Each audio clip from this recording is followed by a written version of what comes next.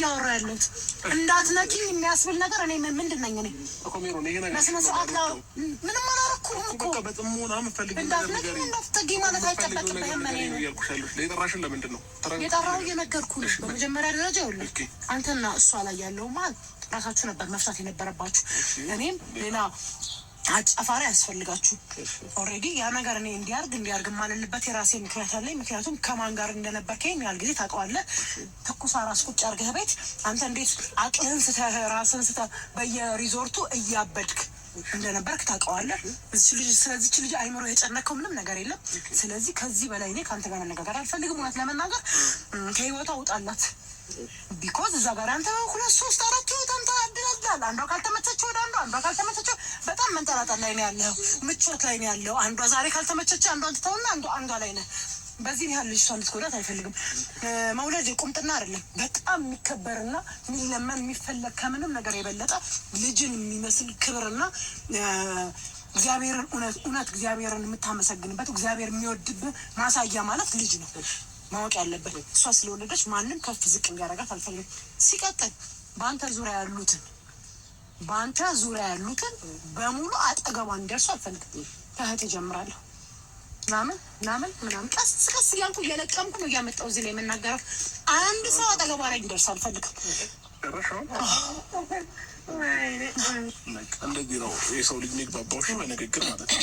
እኛ በንግግር ምናምን ሰዎች ነን። እኔም ዋናችንም ቤተሰቤም ምንም ነገር ልታገኝብን አትችልም። ገባሽ? ተረጋግተን እያንዳንዱ ነገር ማድረግ ያለብንን ነገር ጠንቅቀን የምናቅሶች ነን። ምናልባት እኔ ወጣት ስለሆንኩ ወይም ምናምን አና ይመስልሽ እያንዳንዱ የማደርገው ነገር በጥንቃቄና በማስተዋል ነው።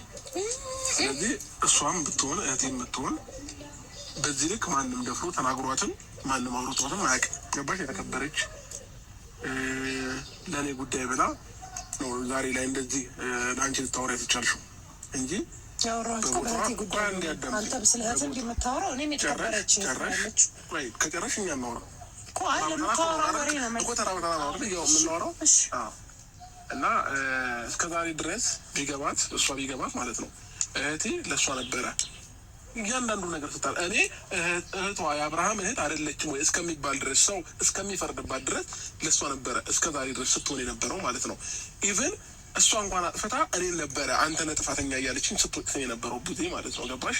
ግን ደግሞ መጨረሻ ማይሆን ድርጊት ለህሊናም ለምንም የሚቀፍ ነገር ስላደረገች ጥፋተኛ ነሽ አለቻት መጨረሻ ላይ ማለት ነው። ግን ከዛ ቡታጀራ እያለሁ ብዙ ነገር ስታደርገኝ ሁሉ ነገር ስታደርግ ቡዜ ለእሷ እንጂ ለእኔ አልነበር የምትደግፈው። ገባሽ?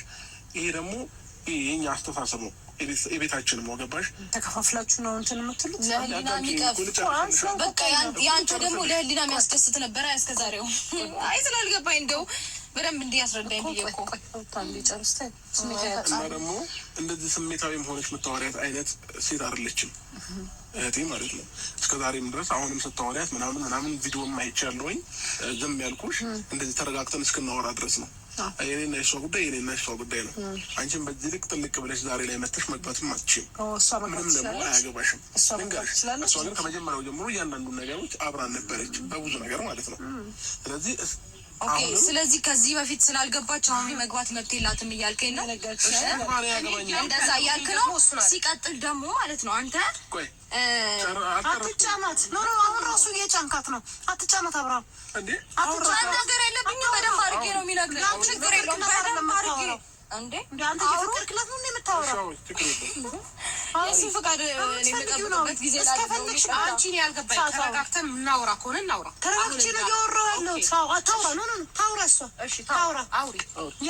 የማን እህት ስለሆነች አውሪ እንደፈለግሽ። ስሚኝ አሁን እሷ ዛሬ ላይ ስመጣ በዚህ ናህል ልክ እንደዚህ መሆን አይጠበቅባችሁም። ምክንያቱም ማንም መጥቶ ማንም እናንተ ምንም ብሏቸው አያውቅም። ያ ማለት ግን አንተ መብት አለ አንተ ስልጣን አለ ማለት አይደለም። አስተውል። ገባህ አይደለ? በእነሱ መሀል በቃ አትገቡም። ላይክ እንደ ቤተሰብ እንዴት ብዬ ላስረዳ? ገባህ አይደለ?